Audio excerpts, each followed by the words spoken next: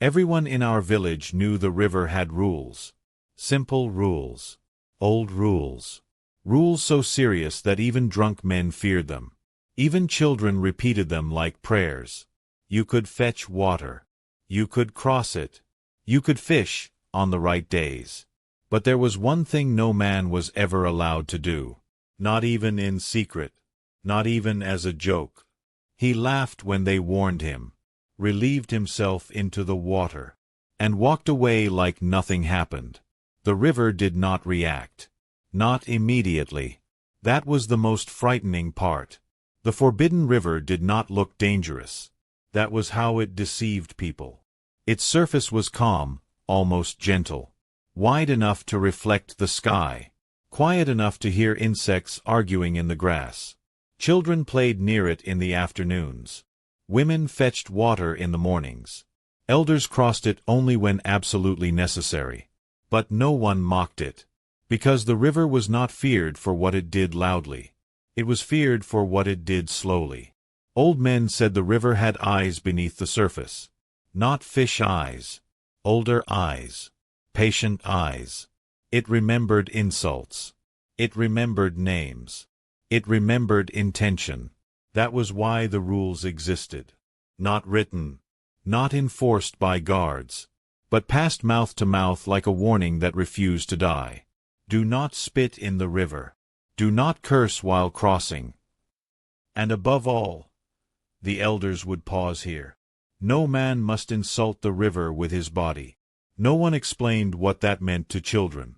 They didn't need to. Fear taught faster than words. And for many years, the river stayed quiet. His name was Tawari, a man known for laughing too loudly, talking too much, and respecting nothing that could not fight back. He was not poor.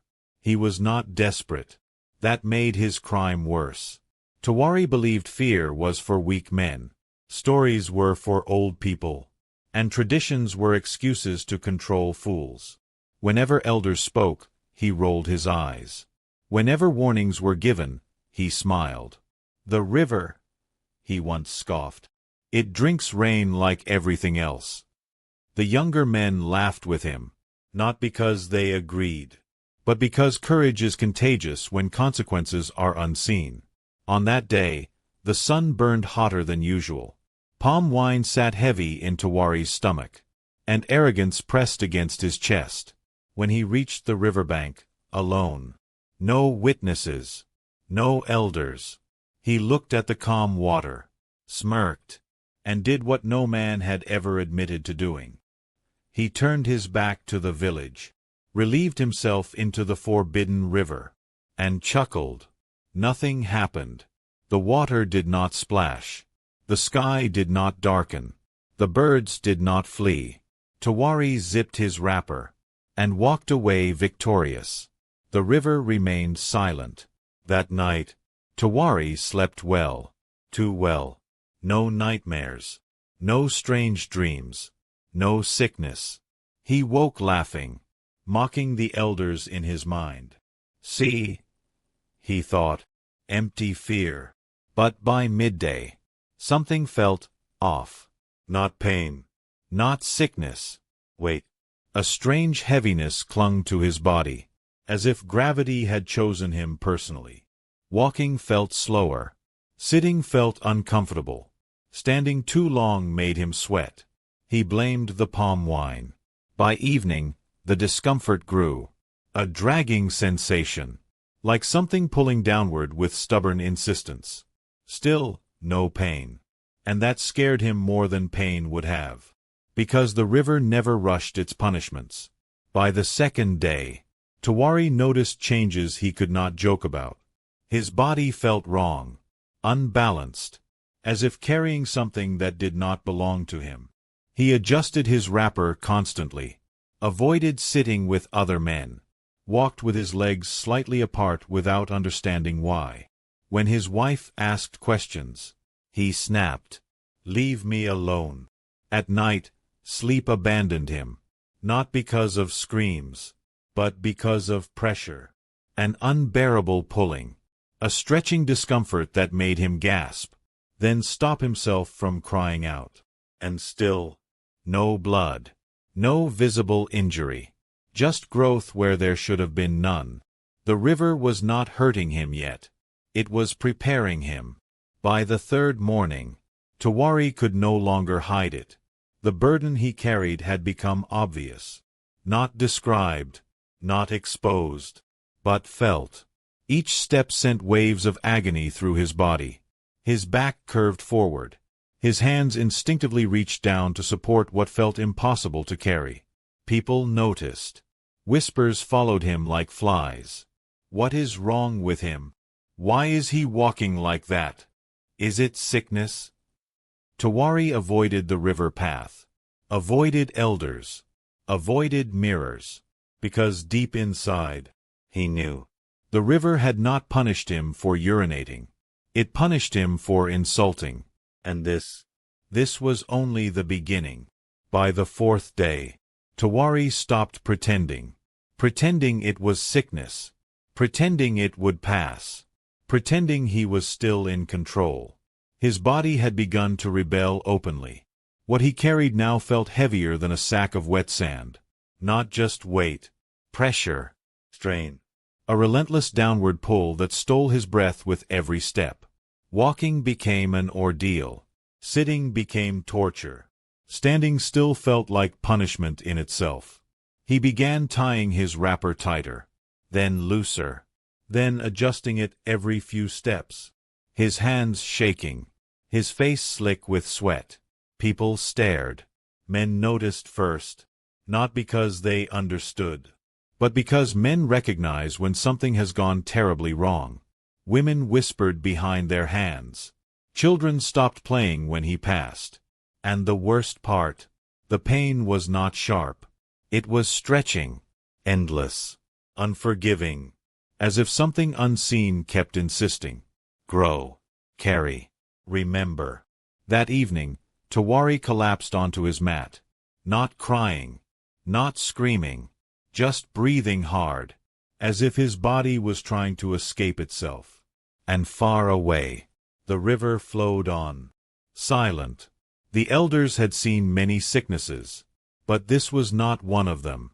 When Tawari failed to attend the evening gathering, they noticed. When he avoided the river path completely, they noticed. When he walked bent forward like an old man though he was still strong, they noticed. One elder, old Pa Keen, narrowed his eyes and said quietly, "This is not illness." The others nodded, slowly, because illness weakens. But this thing burdened. They sent for Tawari. He arrived late, sweating, supporting himself with both hands as if holding an invisible weight. No one asked questions at first. In that silence, the river's name hung in the air, unspoken, heavy. "Tell us," Pa Keen said at last. "Have you insulted what must not be insulted?" Tawari laughed weakly, a sound that broke halfway. "No," he said too quickly. The elders exchanged glances, because the river never punished the innocent, and never forgave mockery. That night, the pain worsened, not suddenly, not violently, but deliberately. Every attempt to shift position brought fresh agony. Every breath pulled against the weight he carried. Sleep came in fragments, broken by gasps, interrupted by whispered pleas he did not remember speaking. By morning, Tawari could barely stand upright. His wife wept quietly behind him, begging him to confess whatever he had done. "I did nothing," he snapped. But fear cracked his voice. When the elders returned, they did not argue. They watched. They observed the way his body strained forward, the unnatural burden he fought to support, the way shame clung to him thicker than sweat. "This is a river mark," Pa Keen said at last. Low, certain. "A punishment that grows with denial." Tawari's breath hitched. The elders did not name the insult, because naming it would make it real. And some truths, once spoken, cannot be carried. By the 6th day, the village could no longer ignore Tawari's suffering. He moved only with help now. 2 young men supporting him on either side. His face pale, his eyes hollow. The burden had grown beyond dignity, beyond endurance. Each step drew a muffled cry from his throat, quickly swallowed by clenched teeth. Children were ordered indoors. Women turned away. This was no longer private punishment. This was warning. At the river bank, the water darkened slightly, not black, just deeper, heavier, as if listening. The elders gathered, staffs planted firmly into the earth. "Tawari," Pa Keen said, "the river does not kill quickly. It teaches." Tawari collapsed to his knees, sobbing now, unable to hold himself upright any longer. "I only laughed," he whispered.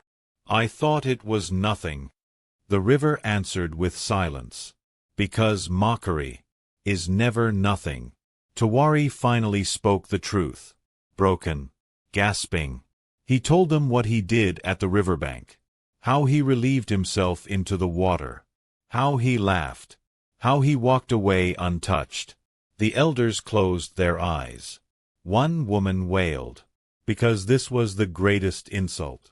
Not blood, not theft, not crossing at the wrong hour, but humiliation. To reduce the river to waste, to treat a watching spirit as dirt. Pa Keen's voice trembled as he said, "The river has made you carry your shame. The more you deny, the heavier it becomes." Tawari screamed, not in rage, not in defiance, but in understanding. Because now he knew. The punishment was not meant to end quickly. It was meant to be seen. By the 7th day, Tawari could no longer move without help. Not because his legs had failed him, but because the burden had grown beyond what a man was meant to carry. 2 young men supported him now, one on each side, their faces strained from effort, their eyes avoiding his. The village gathered in uneasy circles, whispers rippling like insects in tall grass. Some said the punishment had gone far enough. Others shook their heads. "This is not cruelty," one elder murmured. "It is instruction." A woman cried out that no lesson required such suffering. Another answered quietly, "Some lessons are not meant for the one who suffers." The elders debated under the shade tree, voices low, faces grim. Could the river be appeased? Could a sacrifice be offered? Could words undo insult? Pa Keen listened, then struck his staff against the ground. "The river does not bargain with mockery," he said. And far away, the water continued to flow, unmoved. That night, Tawari begged, not loudly, not with pride, but with broken whispers pressed into the earth. He begged the river, the ancestors, anything listening. Sleep abandoned him completely. The burden pulled harder now, relentless, stretching his strength until his body shook with exhaustion. Each breath felt borrowed. Each movement demanded payment. At some point before dawn, a sound escaped him. Not a scream, not a cry. A low, animal sound of surrender. His wife covered her ears and wept. Outside, the river murmured softly, not louder than usual, but somehow closer. Those awake said the air smelled damp, even far from the water, as if the river had leaned in to listen. At sunrise, the elders returned, not with anger, not with pity, but with certainty. "The punishment will not end today," Pa Keen said, "nor tomorrow." A murmur spread through the crowd. "This burden will grow," he continued, "until the river believes the insult has been carried fully." Tawari's eyes widened in terror. "How long?" someone asked.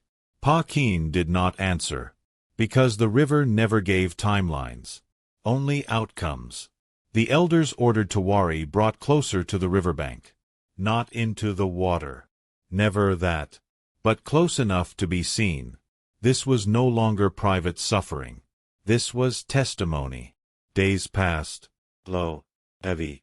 The village changed around Tawari's pain. Laughter faded. Children were quieter.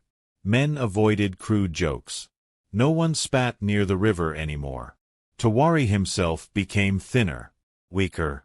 Yet the burden did not lessen. If anything, it demanded more of him each day. He could no longer stand fully upright. His body bent forward under the invisible weight, his hands constantly supporting what threatened to pull him down. The elders watched silently, because fear was doing its work better than punishment ever could. And the river remained calm. On the 15th night, the river finally spoke, not with words, but with change. The water level rose slightly, just enough to be noticed. Fish swam closer to the bank, then vanished. Pa Keen turned to the people and said, "The river is reminding us. This punishment is not just his. If another insult follows, the lesson will spread." The village fell silent. Everyone understood. Rules are not made to control people.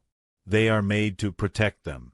And Tawari, still alive, still carrying, still learning, was the proof. By the 16th day, Tawari's body began to fail him. Not suddenly, not dramatically, but quietly. His legs trembled even while lying down. His hands cramped from constant strain. His breath came shallow, as if his chest no longer trusted his lungs. The burden had reached a point where effort no longer mattered. No strength could lift it. No posture could ease it. No prayer could distract from it. He stopped speaking, not because he had nothing to say, but because every word cost him energy he could no longer spare. People sat near him in silence, not out of comfort, but out of witness. Because this was no longer a man being punished. This was a rule being enforced. On the 17th morning, a young elder approached Pa Keen quietly. "What if we offer something to the river?" he asked. "Livestock, palm wine, something valuable." Pa Keen shook his head slowly. "The river did not ask for gifts," he said. "It responded to insult. You cannot bribe dignity." The elders gathered anyway, not to bargain, but to prepare. They instructed the villagers to cleanse themselves, to avoid the river unless necessary, to speak carefully, to remember. That afternoon, Tawari lifted his eyes for the first time in days. "The river is done teaching me," he whispered. No one answered, because they knew. The river decided when the lesson ended. At dusk, something changed. The air cooled unexpectedly. The insects quieted. The water stilled completely. Not flowing. Not rippling. Watching. Pa Keen raised his staff. "This is the moment," he said. They did not move Tawari closer. They did not touch the water. They waited. Then, slowly, the pressure began to ease. Not disappear. Not vanish, but lessen. Tawari gasped. A sharp, desperate breath, as if his body had been holding air hostage. Tears ran down his temples. Silent, relieved, ashamed. The river had decided. The insult had been carried long enough. Tawari survived, but he did not return to who he was. His body recovered slowly, never fully. His laughter disappeared entirely. His voice softened. His arrogance dissolved. He never went near the river again. And when children asked why he walked carefully, why he spoke gently, why he never mocked old rules, he only said, "Some things hear you, even when you think you are alone." The village never forgot either. The rules were no longer repeated casually. They were spoken with respect. Even today, the forbidden river flows quietly. It still allows water to be fetched. It still allows people to cross. But no one insults it. No one jokes near it. No one treats it as waste. Because the elders say the river is not cruel. It is patient. And patience, When insulted, becomes punishment. That is why the rule remains simple, clear, unchanging. Never mock what watches silently. Because the river does not rush. It waits.